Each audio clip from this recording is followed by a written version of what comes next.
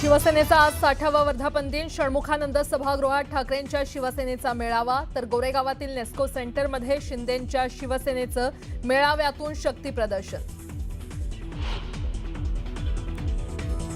वर्धापन दिनाला फुटीर 6 खासदार हजर राहणार का याकडे लक्ष। बैठकीला गैरहजर राहणाऱ्या खासदारांकडून अद्यापही कोणती प्रतिक्रिया नाही।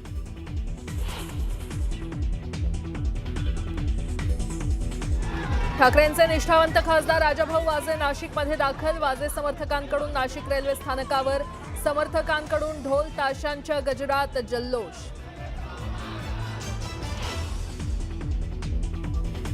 संजय दिना पाटलांच्या फुटीनंतर उद्धव ठाकरेंनी बोलावली ईशान्य मुंबईतील पदाधिकाऱ्यांची बैठक। पदाधिकाऱ्यांची भूमिका घेणार जाणून।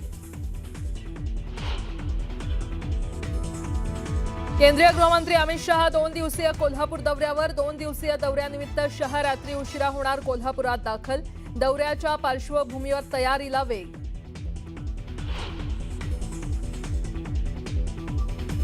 नाशिकमध्ये मंत्री नरहरी झिरवळ ॲक्शन मोडवर। नाशिकच्या दूध बाजार परिसरात अन्न आणि औषध प्रशासनाकडून पाहणी।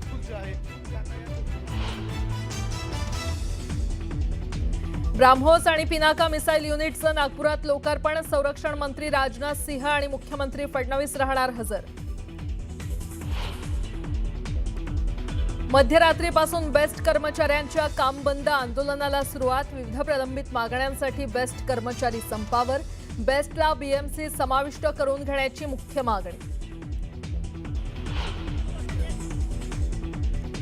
भाजपा आमदार प्रसाद लाड घेणार मनोज जरांगेंची अंतर्वालीत भेट। मराठा समाजाच्या मागण्यांबाबत केलेल्या उपाययोजनांची देणार माहिती।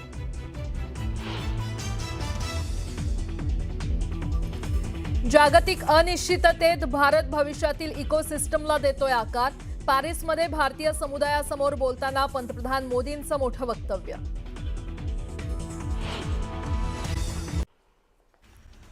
जळगाव जिल्ह्यातील जामनेर तालुक्यातल्या पाळधी गावात वन्य प्राण्यांनी शेतात घुसून कपाशी पिकाचं मोठं नुकसान केल्याची घटना समोर आली आहे।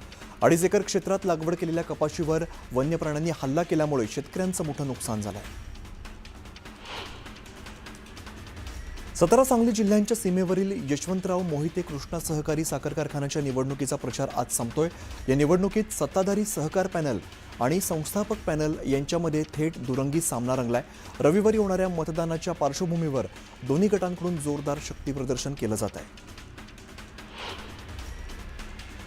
12 ज्योतिर्लिंगांपैकी 6वं ज्योतिर्लिंग असलेल्या श्री क्षेत्र भीमाशंकर मंदिरात आता भाविकांना सकाळी 7 ते 11 वाजेपर्यंत विना पास दर्शन घेता येणार आहे।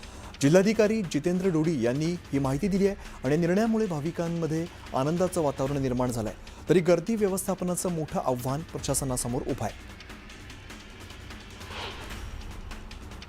परिवहन मंत्री सरनाईक यांच्या सूचनेनुसार अवैध प्रवासी वाहतुकीविरोधात मोहीम राबवण्यात आली। यामुळे एसटीच्या उत्पन्नात वाढ झालेली आहे। 15 दिवसात एसटीच्या उत्पन्नामध्ये 43 कोटींची वाढ झाली आहे। प्रतिदिवस सुमारे 3 कोटी रुपयांची अतिरिक्त कमाई होत असल्याची माहिती समोर आली आहे। 1 जून ते 15 जून 2026 या कालावधीमध्ये एसटी महामंडळाचं उत्पन्न 495 कोटी 34 लाख रुपये इतकं झालं आहे। छत्रपती संभाजीनगर जिल्ह्यात वैजापूर तालुक्यातील तलवाडा या ठिकाणी 3 अल्पवयीन मुलांना अज्ञात व्यक्तीने फूस लावून पळवून नेल्याची धक्कादायक घटना समोर आली आहे। 17 जून रोजी घडलेल्या प्रकरणी शिरूर पोलीस ठाण्यामध्ये अज्ञात आरोपी विरोधात अपहरणाचा गुन्हा दाखल करण्यात आलाय। पोलिसांनी मुलांचा शोध सुरू केलाय। सांगलीच्या आटपाडी पोलिसांनी बनपुरी फाट्याजवळ सापळा रचत प्रतिबंधित गुटख्याची मोठी खेप जप्त केलेली आहे।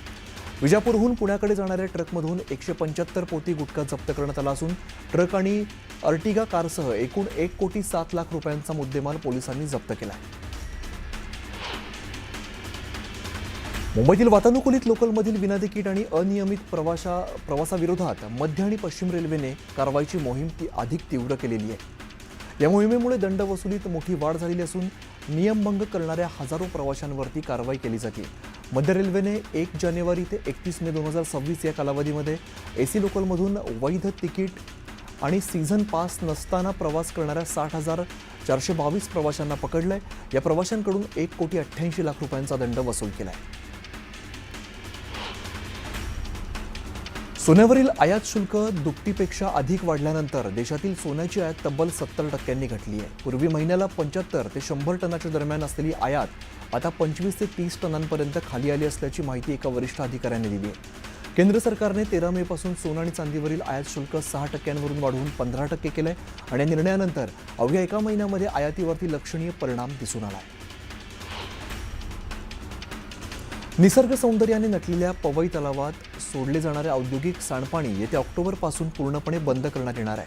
त्यामुळे हा तलाव प्रदूषणमुक्त होण्याचा मार्ग मोकळा झालाय अशी माहिती मुंबई महापालिकेचे अतिरिक्त आयुक्त अभिजित बांगर यांनी दिली आहे. तसंच तलाव आणि परिसराच्या सर्वांगीण पुनरुज्जीवनासाठी IIT आणि BNHS या नामांकित संस्थांच्या सहकार्याने विशेष आराखडा राबवण्यात येणार असल्याचं त्यांनी सांगितलं आहे. नवी मुंबई आंतरराष्ट्रीय विमानतळावरून येत्या 15 जुलै पासून आंतरराष्ट्रीय विमान सेवा सुरू केली जाणार आहे आणि ही सेवा सुरू करण्यासाठी central board of taxes and कस्टमच्या अधिकाऱ्यांनी देखील 2 दिवसांपूर्वी विमानतळाची पाहणी केली. नवी मुंबईतून सुरुवातीच्या टप्प्यामध्ये कार्गो सेवा चालवली जाणार असून त्यानंतर टप्प्याटप्प्याने प्रवासी सेवाही सुरू केली जाणार आहे. 1.5 महिन्यापासून घोडबंदर रोडवरील आनंदनगर आगारामध्ये धूळ खात पडलेली ठाणेकरांची डबल डेकर अखेर रस्त्यावरती धावू लागलेली आहे. वागळे इस्टेटमधील ITI सर्कल ते भाईंदरपाडा या मार्गावरती बस धावत असून येत्या 2 ते 3 दिवसात आणखीन डबल डेकर बस TMTच्या ताफ्यामध्ये दाखल होणार असल्याची माहिती आहे.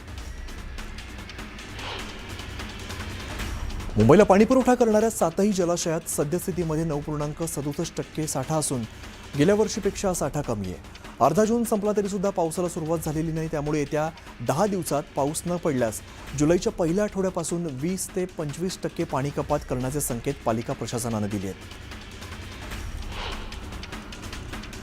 गणेशोत्सवासाठी कोकणात जाणाऱ्यांची तयारी करणाऱ्या हजारो चाकरमान्यांसाठी यंदा एक दिलासादायक निर्णय देण्यात आलेला आहे. कोकण रेल्वेच्या तिकिटांसाठी दरवर्षी ठाणे रेल्वे स्थानकातील आरक्षण केंद्रावरती होणारी प्रचंड गर्दी लक्षात घेऊन 11 जुलै 2026 पासून स्थानकात 2 अतिरिक्त आरक्षण खिडक्या सुरू केल्या जाणार आहेत. त्यामुळे आरक्षणासाठी तासनतास रांगेत उभे राहण्याची वेळ कमी होणार आहे. नागपूर मुंबई समृद्धी महामार्गाचा विस्तार आता जळगावपर्यंत केला जाणार आहे. महाराष्ट्र राज्य रस्ते विकास महामंडळाकडून जळगाव ते छत्रपती संभाजीनगर या दरम्यान 105 किलोमीटर लांबीचा खानदेश द्रुतगती महामार्ग उभारण्याची योजना आखण्यात आलेली आहे. या प्रकल्पाचा प्राथमिक आराखडा तयार करण्याचं काम सुरू असून लवकरच प्रस्ताव राज्य सरकारकडे मंजुरीसाठी पाठवला जाणार आहे. सोलापूर विमानतळ परिसरामध्ये रात्री उशिरा आग लागल्याची घटना घडली. शॉर्ट सर्किटमुळे आग लागल्याचा अंदाज व्यक्त केला जात असून अग्निशामक दलाने तातडीने घटनास्थळी धाव घेत आग आटोक्यात आणली. वेळेवरती केलेल्या कारवाईमुळे मोठं नुकसान टळलेलं असून पोलीस आणि संबंधित यंत्रणा आगीच्या नेमक्या कारणाचा तपास करत आहेत. नाशिक दौऱ्यावरती असताना अन्न आणि औषध प्रशासन मंत्री नरहरी झिरवळ यांनी एक वेगळाच अनुभव घेतला. दुधातील भेसळ तपासणीसाठी दूध बाजारात परिसराची पाहणी केल्यानंतर त्यांनी नाशिकमधील एका छोट्या हॉटेलमध्ये जाऊन भेसळीचा आस्वाद घेतला. यावेळेला अन्न आणि औषध प्रशासन विभागाचे अधिकारी त्यांच्यासोबत उपस्थित होते.